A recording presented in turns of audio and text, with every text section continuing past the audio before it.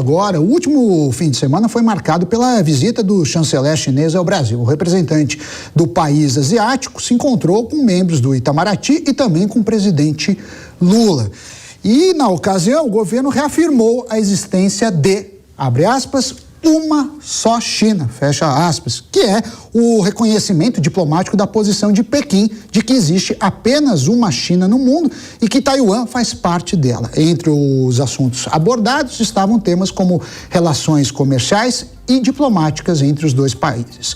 Na área de investimento foi discutida a possibilidade de união das obras do novo PAC, relançado no ano passado, com a iniciativa do Cinturão e Rota, conhecida como a Nova Rota da Seda.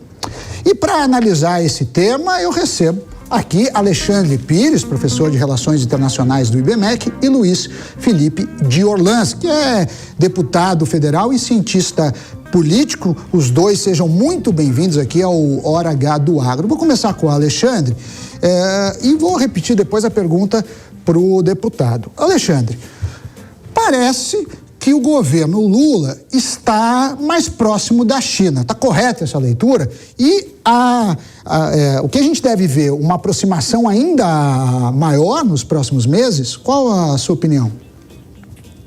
Primeiramente, obrigado pelo convite, prazer estar aqui. Olha, o governo Lula, ele tem já, desde o Lula 1, priorizado essa aproximação com a China, né? Ou seja, o primeiro ato que indica isso é quando o Brasil reconhece a China como economia de mercado na OMC lá em 2004, em outubro, né? Ou seja, isso não é uma postura, por exemplo, dos Estados Unidos, que não reconhece até hoje a China como economia de mercado, e mesmo ali o bloco europeu também não, né? Ou seja, isso permite que eles façam retaliações quando vejam práticas não competitivas, por exemplo, o dumping, permitindo que os Estados Unidos, de um dia para outro, sobretaxem produtos chineses. O Brasil não pode mais fazer isso desde 2004, porque tem que passar pelas instâncias da Organização Mundial do Comércio, da OMC. Então, isso já indicou ali um caminho de aproximação, né?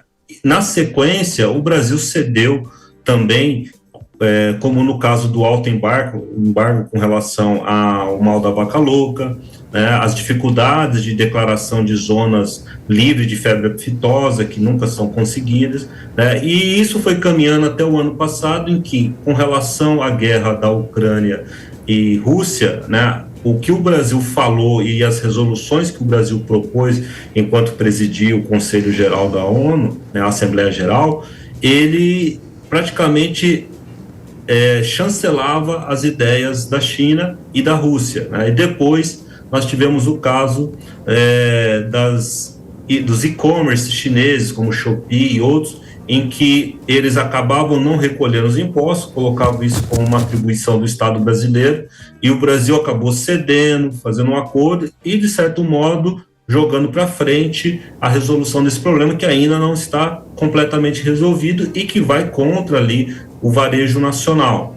Depois, quando nós temos a crise aqui com a crise entre Gaza e Israel disparando a guerra, as posições do Brasil já eram dúbias, e depois, com a ação da África do Sul no Tribunal Internacional, dizendo que havia e o Brasil ratificando e apoiando essa posição, o Brasil se posiciona também de acordo com toda uma linha anti-ocidental que a China vem veiculando no mundo. Ou seja, tudo isso tem levantado críticas por parte de ministros de Estado e seus secretários, tanto da União Europeia quanto do Brasil. Isso aconteceu muito, né? Esses puxões de orelha aconteceram muito ali em 2023. E o Brasil vem se aproximando disso, ou seja, cada vez mais tem dado prioridade para a China. Inclusive, o ato que a gente pode medir isso é esse tipo de encontro diplomático do alto escalão,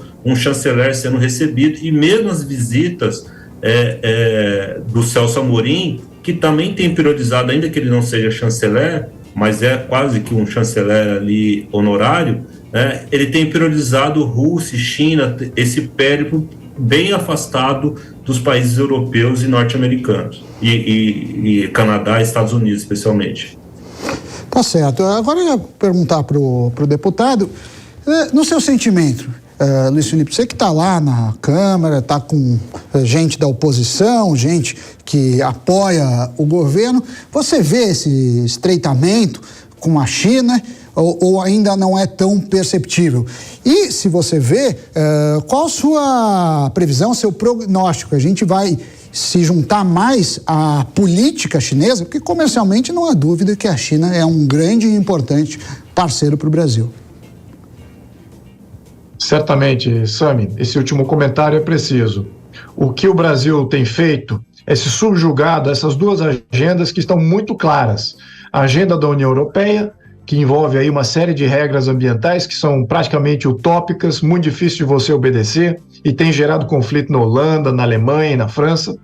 E por outro lado você tem esse acordo, que é um acordo armadilha da China, em que eles garantem uma série de investimentos, linhas de crédito, até construção de infraestrutura, e do outro lado eles incorrem ao Brasil e aos setores, sobretudo os setores estratégicos do Brasil, que são do interesse da China, a se subjugarem às vontades, formação de preço e uma série de outras limitações comerciais que a China impõe. Então o Brasil está praticamente entre esses dois jogadores. Isso é uma grande questão. Olhando para frente, o que deveria ser feito? Se fosse olhar a questão agrícola, agronegócio do Brasil, duas coisas precisavam acontecer. A liberalização dos mercados, até para a formação de preço, ou seja, criar até mesmo bolsas de valores independentes para a formação de preço acontecer no Brasil e não nos mercados externos. Nós temos uma dinâmica de mercado interno muito favorável a isso. Esse é o primeiro ponto. O segundo ponto é também liberalizar o crédito.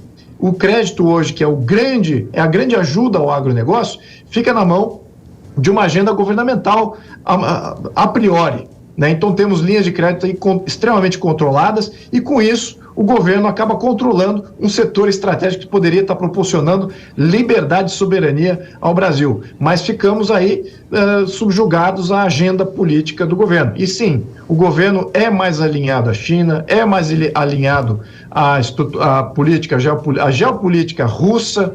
Então isso nos limita demasiadamente e também nos coloca em perigo, não só de desenvolvimento interno, mas também com parcerias históricas que nós temos com o Ocidente. Bom, vocês são cientistas políticos, eu sou economista, mas na minha visão, assim, legal, a China é um grande mercado, né, em alguns anos ou décadas pode ser a maior economia do mundo, é o principal parceiro comercial do Brasil, é muito grande para ser ignorado, ok? Vamos manter relações, exportar muito para a China, importar da China, isso é uma coisa. A hora que a gente envolve a política, como parece o caso, né, falando em relação a Taiwan ou a outros itens, a gente pode ser visto na geopolítica mundial como, olha, esse pessoal aí é aliado da China, da Rússia, e aí a gente pode ter algumas perdas para isso. Além disso, a gente tem uma aproximação da China aí nesse novo PAC, seja em portos, seja em infraestrutura. Alexandre, como que você vê isso? É perigoso? Não é? Dinheiro é sempre bem-vindo? Qual seria o maior peso na balança de uma aproximação não só comercial, mas, como eu falei, política com a China? Nós temos agora uma aproximação que nós poderíamos chamar de governo, sabe? Ou seja, o governo tem sinalizado a aproximação. Um afunilamento e uma aproximação maior dependeria também de mudanças constitucionais e até legislativas. Ou seja, se o Brasil caminhar nisso, ele precisaria ter uma ação de Estado para nós começarmos a ficar preocupados com um alinhamento nítido e claro na chave do que nós temos, por exemplo, entre Rússia e China, que é o famoso acordo de amizade, né, tratados de amizade. O Brasil não tem um tratado de amizade com a China, mas poderíamos evoluir para isso, e aí nós teríamos já uma aproximação entre dois estados. No momento atual, nós temos uma aproximação entre dois governos, e aí nós temos o quê? Uma saída da política anterior, do governo anterior, que era procurando um realinhamento com o Ocidente, especialmente os Estados Unidos, de modo unilateral, né, ou seja, sem contrapartidas, que depois foi revertido com um novo governo que propôs neutralidade. disse que o Brasil, geopoliticamente e diplomaticamente, adotaria neutralidade, mas neutralidade significa equidistância, ou seja, é uma equidistância com relação às potências, eu negocio com todos, não privilegio nenhum, e busco ali ter as maiores vantagens. Vários países adotam isso, pegando em desenvolvimento, o caso mais notório é a Índia, né, que é um grande opositor da China do ponto de vista geopolítico, mas conversa com todos. O Brasil tem sinalizado desde o ano passado, e não é a minha visão, nós vemos isso por fatos diplomáticos, uma aproximação com a China que foi já criticada, né, pela diplomacia, como eu disse, do Atlântico Norte. Então, o Brasil tem mostrado nos fatos que ele está se alinhando a esse outro bloco. E o risco, como você falou, é grande? Sim, é enorme. Várias tecnologias, inclusive no setor agrário e também em outros setores como industrial, militar, dependem da autorização de governos europeus e de governos americanos para que isso possa ser feito. Eu lembro o caso ali, quando o Brasil se recusou a fornecer munição na parceria com a Alemanha retalia na sequência proibindo algumas exportações da indústria militar brasileira, né? Ou seja, então, quando você se aproxima com a China, nós não podemos esquecer que nós temos várias dependências com os países ocidentais, no nível econômico, tecnológico, e claro, nós temos um outro sinal preocupante, né? Ou seja, o governo também já falou que não ia fazer grandes esforços para se aproximar da OCDE, ou seja, que é o clube ali de países mais desenvolvidos. Ou seja, tudo aquilo que nós estávamos caminhando praticamente entrou em compasso de espera, né? E claro, para nós entrarmos na OCDE, nós temos que mudar nossa legislação para ela ficar mais convergente com a legislação do Atlântico Norte. Se a gente para com isso, nós vamos começar a mudar nossa legislação para qual sentido, para qual direção? E o mundo está vendo, né? Não basta só conversa, né, Sandro? Ou seja, as pessoas veem as ações. É preocupante, pelo menos como economista, enxergo muita preocupação nisso. Não me agrada, né, como a China conduz problemas como liberdade de expressão e outras liberdades. E, como você mesmo disse, poderíamos ficar numa posição de neutralidade, fazendo negócios com a China, não dando as costas para o bloco ocidental, mas infelizmente não é isso que está acontecendo. Mas, já que o programa fala de agro, minha pergunta vem nesse sentido. Esse interesse de unir as obras do PAC com a rota da seda vai beneficiar o agro? O PAC é um volume absurdo de investimento que o governo não é capaz de fazer sozinho. Então ele precisa de parceiros. Sou totalmente contra o PAC. Esse tipo de plano nacional nunca funcionou. Só gera crise e uma série de elefantes brancos incompletos, um dispêndio absurdo de dinheiro público. Independente disso, ele vê que já tem rombo nas contas públicas. Então, como é que ele vai financiar isso se não tem recursos próprios? Vai ter que abrir.